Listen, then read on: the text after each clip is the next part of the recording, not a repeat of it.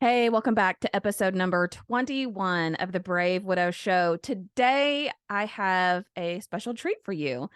Today, we're going to talk with Michele Lennon from How to Train a Dream Dog. Now, at first glance, you might think, why are we talking about training dogs and puppies? First of all, who doesn't love talking about puppies? Puppies are amazing and they bring all kinds of joy and sometimes frustration into our world. But the reality of it is that many times when someone loses a significant other or any loved one, they may go out and get a dog or a cat or another pet, or people may gift them a new pet. And while I don't recommend that you gift anyone the responsibility of a dog for sure, I do think that it's important that if you have a new companion, a new dog or a new puppy in the house, that you have a really good relationship and that you're fully trained in order to train and have the best relationship possible with your dog. So let me introduce you to Michele. Michele Lennon has been in the pet care industry for over 20 years. She started her career in a veterinarian's office as an assistant. While learning the ropes of the animal care industry, she started a pet sitting dog daycare business. She was bitten, not by a dog, by the entrepreneurial bug and has gone on to own 4 additional pet businesses since those beginning days at the vets. Michele now offers online education for new puppy owners and their canine companions across the globe. You can find her at howtotrainadreamdog.com. She also has a free gift for you. She has a new puppy starter kit, which is for getting started videos, and a resource packet for owners trying to navigate potty training and new puppy ownership. I really enjoyed my conversation with Michele, and I know that you will too. So please stay tuned and go check her out.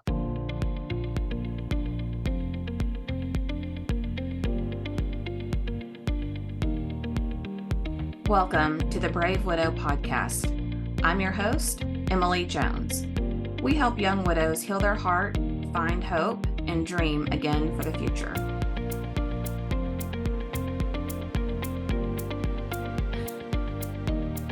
All right, guys, welcome back to another episode of the Brave Widow Show. Today, I have with me Michele, who's going to talk to us about a very fun topic, but I'm not going to steal her thunder. So, Michele, why don't you tell us a little bit about who you are and what you do and what we're going to talk about today? Absolutely. We are going to talk about puppies. Woo! That's my jam. I've actually been a trainer for over 20 years, and I specialize in people who want to raise puppies to be well-mannered companions for their home. So I'm passionate about helping people build a positive relationship with their puppy, especially when they're not 100% sure if the puppy was the right choice. And I have a way to explain what's going on, and I feel like I'm an interpreter sometimes. The puppy language that a new puppy owner might not understand, that might be lending to some frustration that they're feeling. So I try to help navigate new puppy owners in that way. Oh, that's awesome. And for you guys that are watching this is a really timely topic. I was telling Michele as we got connected I'm actually considering getting another pet, and one of my friends, she's a young widow as well. Her parents surprised her with a pet, which I wouldn't necessarily recommend, but it is fairly common in the widow and grief community for people to adopt or purchase a pet and kind of have that as their companion and someone that they spend a lot of time with after the loss of someone that they love. And overall, it can be very therapeutic and a great benefit to them. So initially, you may not think puppies and widows go together, but what brings more joy than a puppy? I don't know. I agree. Totally agree. Who wants to snuggle with a little furry potato? Everybody, especially that the sweet little innocent looks that they have, the tilt of the head, happy wagging tail when you come home. Who doesn't want a puppy? Exactly. All right. So let's think about people that are in my stage, which is I've had dogs before over the years. I'm thinking about getting another dog, but I'm trying to weigh the pros and cons because I know having a puppy is kind of like having a toddler. You forget how much work they are until then all of a sudden you have to deal with it. You also maybe don't know what kind of breed. Maybe you have an idea what kind of breed, but you're not really sure. And you're just trying to figure out, like, do I really have the time commitment and energy? I'll just be honest with all the bathroom breaks and all of the things that pop up. So, what advice or what things would you give to people to say, here are things that you really need to consider to build your confidence in knowing if this is the right time or even what breed may be right for you? Absolutely. Those are all really good questions. So I think the very first thing to consider is the time commitment, because like you said, there's a lot involved. And I think that when people consider getting a puppy, they do imagine this sweet, innocent little bundle to snuggle with and to play a few games with. And they don't know 100% of all the needs this puppy has. And puppies are needy. They need a lot of attention, especially in the first, I'd say, 6 months, really. I mean, even beyond that first year is sometimes going to feel like a roller coaster. That's what we call it, where things are going to go well and then it's going to drop off and things are going to pick back up again. And this kind of goes along with the growth and development of a puppy. It happens at a very rapid rate. So you do have to take into consideration, what you're teaching them, what kind of rules of the home that you want to have. Is this puppy going to be allowed on the furniture? Are they not? Are you going to eventually have them in bed? I'm always a trainer that says you can do those things, you can have those things, but we want to establish some ground rules or some good routines right out of the gate. So I think that sometimes those things may get overlooked when you get caught up kind of in the excitement of the puppy, getting a puppy, bringing a puppy home, wanting to play with the puppy. And to your point, a puppy is going to need to go to the bathroom very, very frequently. I think that many new puppy owners are very surprised at just how frequent. So general rule of thumb is a puppy can hold their bladder for about 1 hour per month of age while in some sort of confinement, like a crate. Sometimes a puppy pen, but the more room they have to roam around in, the more frequently they're going to have to go to the bathroom. So that is something to consider. And especially for those that work from home, it sometimes sounds like, oh, this is the ideal setup. I work from home, I could raise a puppy.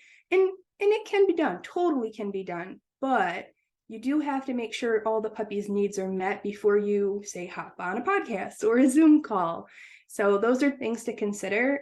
And then as far as breed goes, I would say don't go into it with the mindset of which one is the cutest. Find one that matches your lifestyle. So if you are not a super active person, but you get a very active breed, you're not going to change that breed's natural instincts. If you get a border collies are very high energy. They need a job. And yes, they're very, very smart. So if you're not meeting all those needs, you're going to find yourself with a lot of destruction in your home and you're going to get very frustrated with that. So I would say first look at what kind of time commitment do you have? What's your lifestyle like? And let's see if we can find the right match for you. And two, another thing to consider is not just how active, or I don't want to say lazy, because that's not it, but maybe you're just not a very active person. She raises her hand. But if you have kids in the home, so I think that that's something, especially young kids under 10, I think that often people get puppies to help kids learn responsibility, also as a companion, but not recognizing puppies bite a lot. They are little land sharks. That's why we call them little land sharks. Those little razor sharp teeth are going to be on everything. And kids move fast. They move sporadically. They run through houses. They're squeaky. They're happy. They have higher tones. And these are all things that our puppies are drawn to. So it's kind of this balance of training the little ones and then also training our puppies and making sure our expectations are in check as well. So if you're expecting your puppy to not bite, that's unrealistic for sure. And there are many reasons why the puppy's biting besides just teething. So we have a whole lesson on that in our program. But to be honest, yeah, lifestyle, just write it down. I always say, put your thoughts on paper and see if everybody's on the same page and if they align with the breed that you're going to get. Yeah, that's awesome feedback, because I wouldn't say I'm always a couch potato, but I think about, I don't want to also be outdoors 2 hours a day, morning and night, and throwing frisbees and running around doing this and that. And I know, especially for our widow community, we sometimes have real high expectations for ourselves. So we may say things like, oh, I want a Labrador because I need to walk more. And this is going to make me like have to go out and take a 20 to 30-minute walk a couple times a day. And then we'll have days where it's very just overwhelming just to get through the day. And then you don't want to be resentful of, I'm just trying to get through my day, and now I also have all this other responsibility. So maybe err on the conservative side with the activity arena. Yeah, I definitely love that. Err on the side of and for sure. And expectations are such a huge part of what we cover in the training process, because many new puppy owners have really high expectations, or expectations that are out of range for the age appropriate activities for the puppy. So you mentioned going for a walk. And so a lot of people are like, well, I'm going to take my 10-week-old puppy and we're going to go for a mile walk. And most puppies can't handle that, nor the distance, the strain on the bones and growth plates, which are still developing, but then also the environment. So oftentimes the puppies get overwhelmed with all the newness of the environment, the sights, the sounds, the smells. And so then puppy owners get frustrated that the puppy's not moving along. And many times we call it pancaking. The puppy just kind of lays down and they're like, I don't know what to do next. I'm so overwhelmed. I can't even move another inch. And so having to kind of go through these conversations of the expectations, what your puppy is capable of based on their developmental age. Oh, that is such a great point. And I was laughing just because I have seen that, and just visually, I hope everybody's watching this on video. Your facial expression was so spot on with like how these little puppies are just like, I can't anymore with life. But that's such a great point, because so many people right away, they want to take them to the dog park and to the pet store and out on the town and just socialize them, which probably isn't a bad thing, but at the same time, I'm sure is very overwhelming, and maybe depending on their vaccination schedule, not a great idea. So what thoughts do you have there on maybe properly socializing a puppy while keeping it more contained, or where it's not so overwhelming to them? Yeah, this is one of my favorite questions. We want to make sure that our puppy is getting the proper exposure and socialization during especially what we call the imprint period. That's up to about 16 weeks of age, where they're forming opinions about the world around them that are going to have lasting impressions for the rest of their life. So we do want to get them out and about, but we want to do it safe. We are definitely not in agreement with the keep your puppy home until they've had all 3 rounds of vaccinations and don't ever take them outside. That actually can be very detrimental to their health and well-being. And while we understand some locations, there are disease and illness and sickness that we definitely don't want to expose our puppy to, but we can do things like go for car rides, sit in parking lots, maybe away from people, but so the puppy can see somebody passing by and hear a shopping cart in a parking lot, or hear a bus or a plane or a train or something like that, where they can still hear or see those things at a safe distance, but still be part of the exposure process. And we can definitely create positive associations by bringing our little kibble or treats along and dishing them out as the puppy hears or sees something. So I think people often, when they think of socialization, they think that their puppy needs to play with other puppies. Yes, that would be good, but there's a couple of things to consider there. One, whenever we teach our students to set up play dates with another puppy for socialization purposes, we want to make sure that that other dog is the right age, right temperament, maybe even the right size, so that your puppy doesn't get startled or spooked and scared or hurt by this maybe rambunctious dog that isn't the right match for them. Because again, like we said, if that happens during that critical imprint period, we might have a dog that is now afraid of other dogs forever. And we don't want that to happen. And then I think too, something else to consider is when we talk about socialization and we talk about closure and things like that, that also includes maybe you working on things at home before you ever take them out. So maybe we do this exercise with our students for fireworks, because fireworks can be really scary, or even thunder can be really scary for dogs. So at home, we put on the YouTube video where we can play those sounds, and we can control the volume and we can control the duration of time. And then while it's playing at a really low level to start, we're dishing out or doling out some really good kibble or treats to make that positive association. So there's some things that can be done at home as well that will be very, very beneficial going down the road for your puppies. Oh, that's such a great idea. Like, I haven't even thought of just taking the dog and sitting in a parking lot or going to a park, but staying at a distance. So those are really great points. What are some of the common mistakes? Because I'm going to guess most people probably come to you when they have a problem. And they're like, I've YouTubed it. I don't know. I'm fed up. Is that true?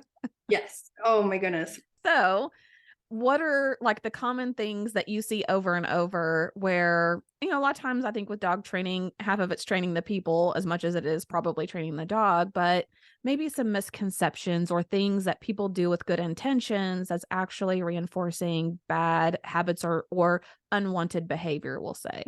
All right, Emily, how much time do we have? No, I'm just kidding.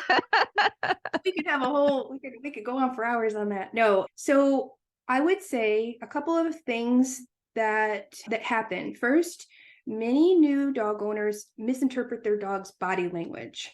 So they often say things like, my dog is so stubborn, they refuse to do X, Y, and Z. And believe it or not, dogs aren't stubborn. It's usually a lack of reinforcement, a misunderstanding of what they're supposed to do, can't process the information. We have a whole list of things that are actually going on. So I would say misunderstanding their dog and what their needs are, or what they can handle. We often put human emotions on dogs. The fancy term for that is anthropomorphism. So we treat dogs like humans, or try to interpret their behaviors like we would another human. So sometimes a good example is you know what you did, you naughty dog, bad dog. And so what's the dog do? He puts his head down, he turns away. And in human terms, that looks like shame. But for a dog, that's actually what we call an appeasement behavior. They don't have shame, but they do have, whoa, you have really strong body language right now. Your vocals are really loud and scary. I'm going to try to diffuse this situation by not challenging you. So I'm going to put my head down. I'm going to turn away, and I'm going to let you know I don't mean any harm. I don't know why you're saying what you're saying, but yeah, let's see if we can diffuse this. So there's a little bit of that going on. There's also, I would say, the puppy blues. Let's talk about that for a quick second, where puppy owners just get overwhelmed because they're overwhelmed because they don't know what to do next. They might have felt like they tried a whole bunch of different things to solve some problems. And it could be a variety of things, like they're trying too many things at once, or they keep putting their puppy in situations that they're not ready for. So you see this a lot when they're working on skills, like let's just take sit and stay, for example, and you're working on it, and then you're like, I don't know why the dog is getting up. They're so stubborn. They don't want to do this. And it's really maybe environmental factors that are distracting the dog, or the dog has been asked to stay for a little too long because they're not able to. They're wiggly puppies. They can't hang on for more than a couple seconds at a time.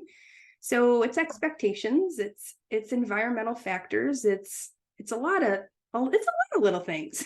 They all kind of puzzle piece together. So I think that that's something too that we help our new puppy owners understand, that when they're working through solving behaviors, if you're seeing an unwanted behavior, is this a natural thing that the dog normally does or has a need to do, like digging or shredding? These are things puppy owners want to try to stop, but they're actually very natural behaviors that the dog needs to do to fulfill a need.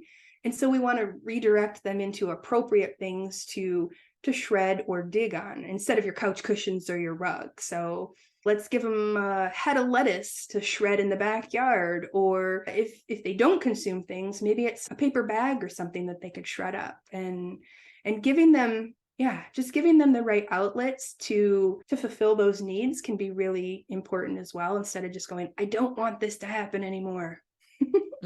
Yeah, that's great. And I think it's a great point where people try to correct behavior well after it's already happened. And so it looks like you're saying, like you said, oh, you know what you've done, or you shouldn't have done that. And so they start correlating it like they're talking to a small child, but the dog's really just feeding off of their behavior in the moment. And I think one of the great things about what you offer is the ability to go to you and say, Michelle, I don't understand. Why are they doing this? Why do they want to dig in my rug? It's very frustrating. And for you to be able to give them that real time feedback of what to do differently instead of spending hours on YouTube trying to figure out how to change or fix that. And I love your perspective about how you want to live life with your dog is fine, but if you want X behavior, you're going to have to do Y to get that behavior and outcomes.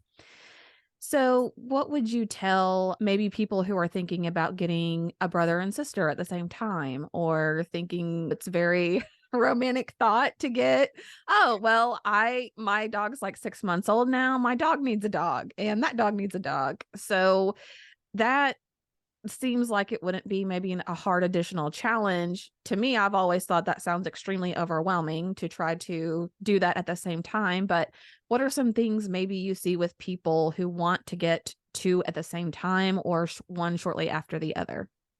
Okay, so this is good. I think that the very first thing we talked about, right, was how much time do you have? Because you it's not double the work, it's more like triple to quadruple the work when you have two puppies. We definitely, if you get two of the same, like from the same litter, we try to discourage that because of them becoming so dependent on each other. You almost, as the human, become the third wheel, number one.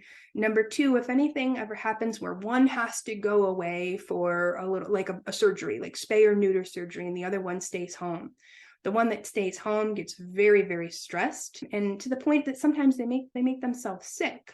The other thing is, like we were talking about, double or triple to quadruple the work. We have to train our puppies separate before we can train them together. So together is considered what we consider like a high level distraction. And so if we're teaching new skills, we wouldn't want to start off with the dial of distractions cranked way up to very distracting. Otherwise, the puppies are just going to be either wanting to play with each other or very confused about what's happening. Why is that one getting a treat? I want a treat. What's happening? So we always say separate training sessions, separate potty breaks, separate time away from each other, and one-on-one time with their human. And that can be a lot for somebody who's trying to who has the family life to run, and then also two additional brand new babies, toddlers, infants, whatever, however you want to look at it. I think if you're considering getting a second dog, one of the most important things is to consider your first dog's behaviors, and if you like what you see there. Because if you don't love what you see in the first dog's behaviors, maybe your first one is been a little, they like to guard their toys, or they like to guard their food, or they're an excessive barker at the door. Your second dog that you bring home is likely going to pick up on those behaviors. So then you're going to have two dogs that also do those same things. So I would say love your first dog's behavior. And if you don't, work on that before you add a second dog to the family. Yeah, great advice. A lot of people like to do it. I have just always felt like it seemed like utter utter chaos to me Yeah. to try to do that. But I think those are really great points about working with the dogs individually and thinking about now that you've got to first do that, which is double, and then also work on them being together, which is a whole nother level of fun and chaos. But um all right. So what are some of the, like, let's talk about maybe housebreaking. So a lot of people have different opinions on the right way to housebreak a dog and maybe what their expectations are. I know a lot of people want to leave their dogs out all night, or they want to be able to leave them home out during the day when they're not there. What are maybe some general things that you would say around house training a dog?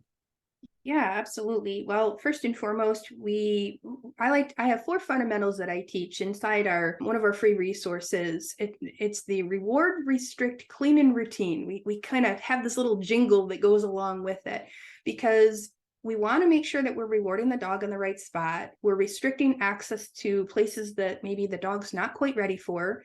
So we were talking a little bit at the beginning about the more space we give our dog, the more things they may see because they're going to need to go more frequently. So management of the space is going to be important in this, keeping them in a puppy pen or a gated off room, and then making sure we're cleaning up with the right products, but then also following a good schedule. Those I think are very important. But as far as like the actual how do we teach a puppy to go potty outside, that comes down to consistency of taking them out regularly, rewarding them where they go. One of the most common things that people ask us are, or they're surprised about, is you're not supposed to treat or reward the puppy when they come back in the house after going outside. So if you do that, what you're actually doing is reinforcing many other behaviors when you walk in the door. Was it because the dog looked at you? Was it because they sat? And to the puppy, they have no correlation then that going potty outside is now why they're getting the treat. So we always say, make sure you're rewarding in the right spot out there. I definitely discourage any use of any aversion or any scary tactics, like the old school way of, okay, your puppy had an accident inside, take them over and show them, or whack them on the nose with a newspaper. No, please don't do that. That actually breaks down the trust in your puppy, and they think, oh my gosh, I have to go. I should probably sneak off to go because I don't want to get in trouble for going.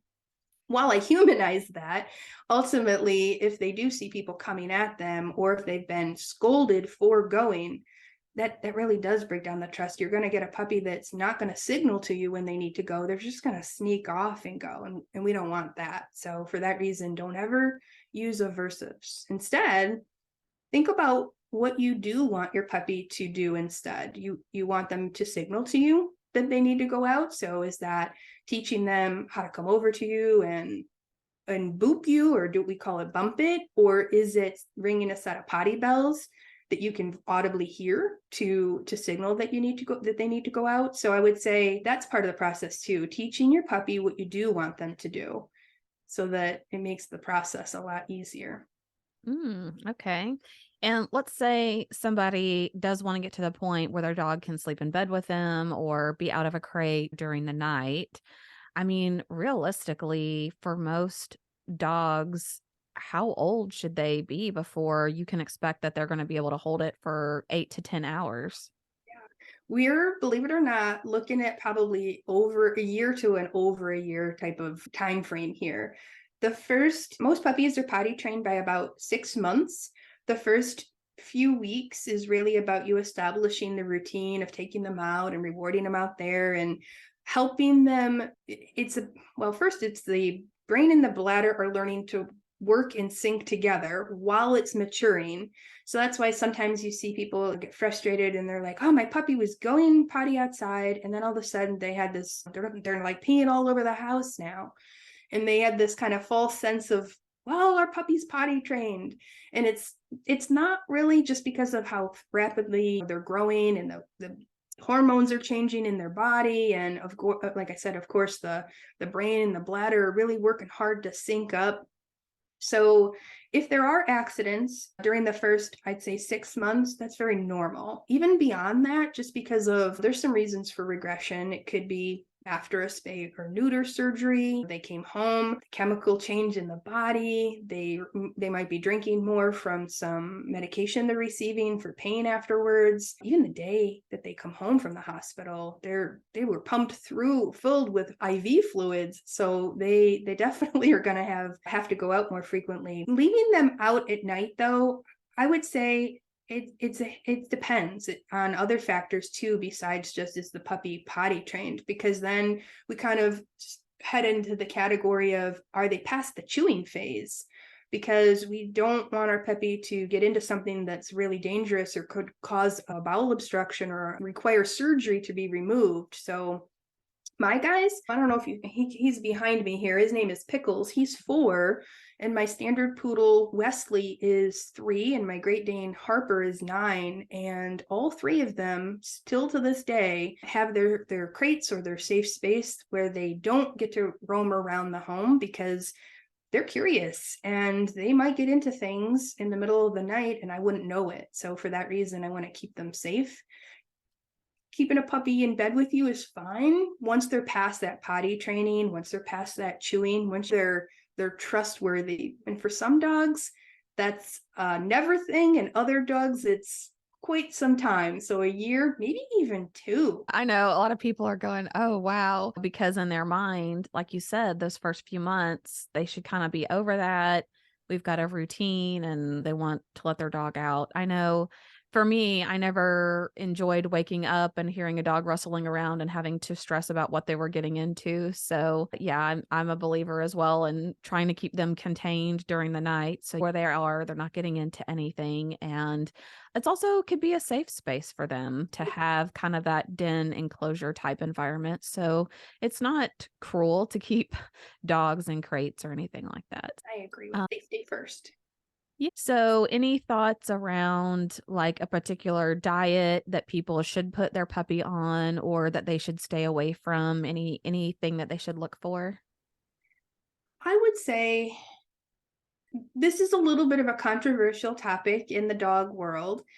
There are a variety of different foods out there between kibble and wet food and raw. And this is something that is ideally best talked about with a vet, and even better if you can find a veterinary nutritionalist would be even the best bet, because what I give my Cavalier might not be the right fit for what I would give my Great Dane or a Border Collie who's more energetic. And so I always say too, look at the back of the dog food that you're giving your dog, and if the first few ingredients are something that you can't recognize and you're like, ooh, molasses, I don't know about that. We just like with kids, we got to be careful what we give them. Otherwise, they're going to be bouncing off the wall. So as the saying goes, you are what you eat type of thing. Same thing with our dogs. We want to give them nutritious, healthy foods because that plays into behavior too. When we talk about enrichment, we talk about it's part of the training that we teach. You can't have a puppy that has an enriched life if they're eating junk food. So that includes poor quality treats or poor quality kibble. And so I would say if you can, like, do your research on the best that you can afford, because that's the other thing too. We certainly don't want you to be overwhelmed and worried that, oh my gosh, the best I can do doesn't seem to be enough. Talk to your vet about it, because really they might have some alternatives that they would suggest, such as, okay, if the food isn't of the highest, maybe the other supplements that they could recommend might offset that.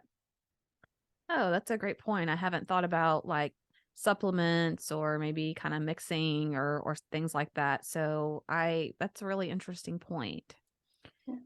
Well, Michelle, would you anything else that you want to talk about or kind of parting words of wisdom that you would want to share with people who have a puppy or they're considering getting one? Yeah, I would say, as we talked about, do the research, but when you bring your puppy home, keep your expectations low and your patience high. It's going to be really important for the first several months, because that is the time that we do see the most what we call puppy blues. This is where your puppy owners just do become overwhelmed and they're unsure and they're just like, oh, what is happening? And it's often because, like we talked about before, they have these high expectations of, they want the puppy to perform all the cues and be potty trained and not get into things, and they're puppies. They're little, I think we look at them and they can run and they can jump and they can play and they have sharp teeth, but that is the physical things you can see. Mentally, they're very much up to about 6 to 8 months. They're still in that toddler phase, I'd say. So think about that in terms of a toddler and what we would expect of them. And then, yeah, I think that that's the main thing. Just keep those expectations low, patience high. Yeah, that's good. All right. So how can people find you if they want to work with you, if they want to follow you? Tell us more about that. Yeah, absolutely. Well, we do have a website, and you can find us at howtotrainadreamdog.com. And if you head to the homepage of our website, you'll actually find one of our free resources. It's the most popular one we have. It's super awesome. It's called the New Puppy Starter Kit. And in it, I cover 5 things you didn't know you needed to know. 4 fundamentals. We go into more detail on the 4 fundamentals of potty training. There are 3 steps to training your puppy to signal to you when they need to go to the bathroom. And then we have 1 fun game in there that you can start playing with your puppy to work on teaching them to tune into you, especially if they're getting ready to go chew on that electrical cord. And we don't want to tell them no, because no doesn't teach them what they need to do instead. But this game will actually help you at least redirect them away from something they're not supposed to be doing. Oh, awesome. Well, everybody go check that out. I know I've learned some things today, and I'm sure that you have as well. So thank you so much for coming on the show and teaching us something new. Emily, thank you so much for this opportunity to share puppy training tips with your audience.